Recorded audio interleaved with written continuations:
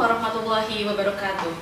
Berjumpa kembali dengan podcast Fakultas Syariah dan Hukum Kurma Kajian Ramadan.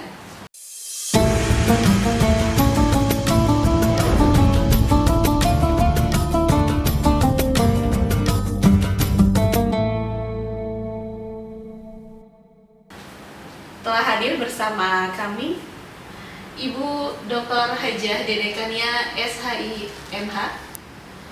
Bagaimana Ibu Dokter kabarnya? Alhamdulillah sehat. Salam Bu. Alhamdulillah. Alhamdulillah. Untuk hari ini akan membahas tentang apa ya? Insya Allah saya akan membahas tentang Ramadan bulan yang istimewa. Oke. Baik, sebagaimana yang kita ketahui bahwa bulan suci Ramadan itu adalah bulan yang istimewa, bulan yang dinanti-nanti oleh seluruh umat muslim. Mengapa dikatakan istimewa? Mari kita simak pemaparan dari Ibu Dr. Hajah Dedekania. Silahkan Ibu. Baik, terima kasih Bu Lena. Bismillahirrahmanirrahim. Assalamualaikum warahmatullahi wabarakatuh. Alhamdulillahirrabbilalamin. Wabihi nasta'in ala umuri dunia waddin. Assalatu wassalamu ala asyrafil anbiya'i wal mursalin wa ala alihi wa sahbihi ajmain. Amma ba'd. Kenapa Ramadan dikatakan sebagai bulan yang istimewa? Kita tahu bahwa dalam bulan ini bahkan kitab suci umat Islam diturunkan. Itu keistimewaan yang tidak ada pada bulan-bulan lain selain di Ramadan. Jadi ketika kita lihat di surat Al-Baqarah ayat 185. A'udzubillahi minasyaitonirrajim. Bismillahirrahmanirrahim. Syahrul Ramadan alladzi unzila fihi al-Qur'an hudan linnas wa bayyinatin minal huda wal furqan. Ini bulan Ramadan ini adalah bulan tempat diturunkannya, waktu diturunkannya Al-Quran sebagai petunjuk bagi manusia dan menjelaskan berkaitan dengan petunjuknya dan juga sebagai pembeda. Dari sini saja kita sudah ketahui bagaimana agungnya bulan Ramadan dengan Al-Quran yang diturunkan di dalamnya. Belum lagi ya, dalam bulan Ramadan ini semua umat Islam diberikan juga keistimewaan. Berupa apa? Kita baca hadis dari Abu Hurairah misalnya, diriwayatkan oleh muttafaq alaih Bukhari dan Muslim. Idza jaa Ramadan futihat abwaabul jannah wa ghulqat abwaabun nar wa sufidat bisyayatin. Jadi ketika bulan Ramadan ini datang, maka atau tiba ya, Ramadan tiba, maka pintu-pintu surga dibuka dan pintu-pintu neraka ditutup dan syaitan dibelenggu, setannya dikerangkeng ya. Jadi ketika Ramadan datang, umat Islam diperintahkan untuk berbuat kebaikan, amal ibadah sebanyak-banyaknya, apapun itu dilipat gandakan oleh Allah pahalanya. Ketika berpuasa tidak dilihat bagaimana kondisi mulut seseorang. Kenapa? Karena bau mulut seseorang pun ini dianggap, orang yang berpuasa itu dianggap lebih wangi dibanding dengan wangi bisik atau ini parfum yang paling wangi sekali di hadapan Allah. Selain itu, malaikat beristighfar pada orang-orang yang berpuasa. Ketika dihadapkan pada bulan puasa, malaikat pun semuanya mendatangi orang-orang yang berpuasa itu, memohon ampunan kepada Allah terhadap orang-orang yang berpuasa. Pintu surga dibukakan, pintu neraka ditutup ya. Setan dibelenggu, dan setan dibelenggu berarti manusia ini dihadapkan pada pilihan-pilihan. Dia akan mengikuti kebaikan-kebaikan dari Allah, mengamalkan mengisi bulan Ramadan ini dengan amalan-amalan yang penuh kebaikan, Atau sebaliknya, kalau orang yang berakal, dia tentu akan mengikuti perintah dari Allah. Kalau melihat bagaimana dilipat gandakan pahala itu,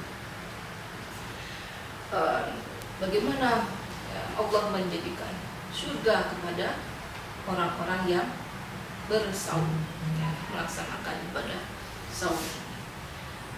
Tidak ada satu pahala pun yang akan diluputkan, tidak ada satu amal ibadah pun yang tidak dilipat gandakan pahalanya pada bulan ini. Ya. Kemudian juga nanti menjelang akhir bulan Ramadan ada satu malam, ya, Alful Lailah, ya, lebih utama daripada 1000 bulan. Kita sebut dengan malam Lailatul Qadar. Allah menjanjikan ampunan kepada semua orang yang berpuasa pada akhir Ramadan, amal dengan Lailatul Qadar. Baik Ibu, terkait dengan malam Lailatul Qadar, apa trik dan tipsnya agar kita maksimal ketika menghadapi malam Lailatul Qadar? Ya, semua orang berlomba, ya, menghadapi sepertiga terakhir bulan Ramadan untuk mendapatkan Lailatul Qadar. Ada beberapa hal yang memang harus diperhatikan. Pertama, tentu ini berkaitan dengan kebersihan hati kita. Kita niatkan ibadah kita ini untuk Allah SWT. Dan juga kita jalankan semua amal ibadah. Kita bangun pada malam-malam terakhir, di malam ganjil bulan sepertiga akhir bulan Ramadan. Kita beribadah di situ, mohon ampunan dari Allah, membaca Quran, zikir, semuanya kita lakukan. Berharap Allah memberikan limpahan rahmat dan hidayahnya, ampunan, maghfiratnya pada malam Lailatul Qadar. Kemudian ada lagi nih pertanyaan yang sering ditanyakan ya di kalangan anak-anak muda. Tadi disebutkan bahwa pada bulan suci Ramadan setan itu dibelenggu, di apa ya?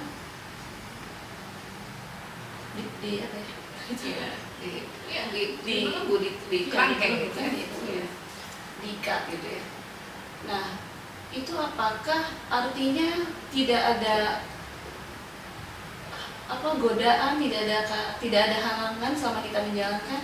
Mengapa tetap ada gitu? Katanya setan dibelenggu, tapi kok tetap godaan itu justru semakin besar gitu. Bagaimana, Bu?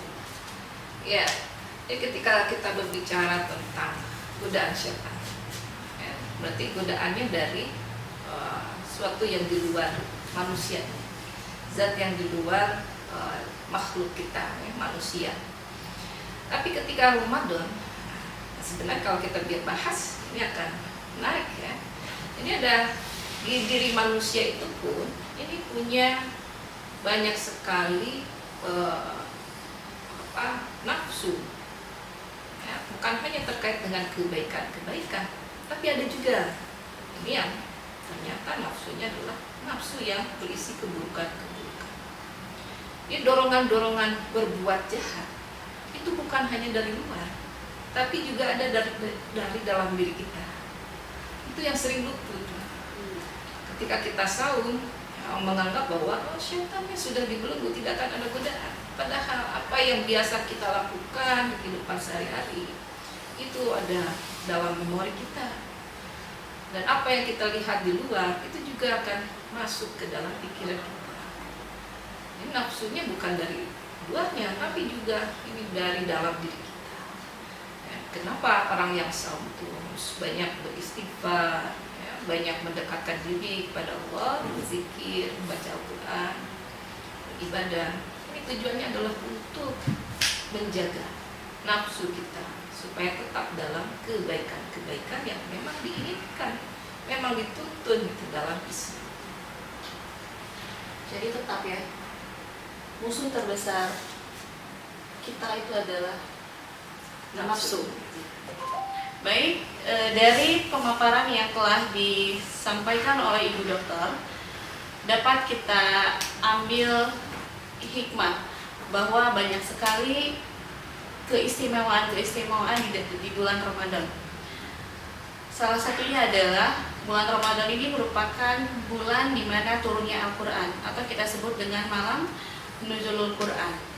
Oleh karena itu, sebisa mungkin kita dapat memaksimalkan, meningkatkan ibadah kita sehingga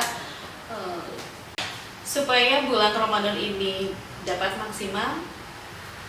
Apakah ada kiat-kiatnya supaya kita tetap semangat, tetap berenergi dalam menjalankan ibadah puasa di bulan Ramadan ini?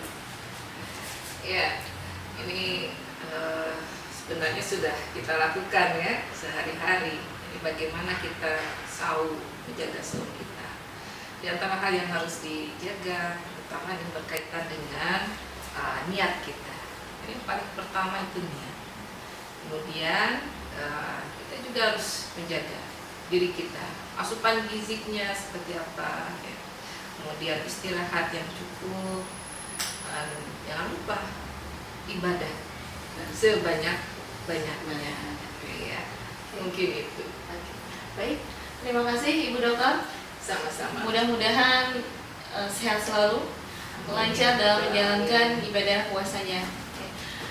Demikian pemaparan yang telah disampaikan oleh Ibu Dr. Hajah Dede Kania. Billahi taufiq wal hidayah. Assalamualaikum warahmatullahi wabarakatuh.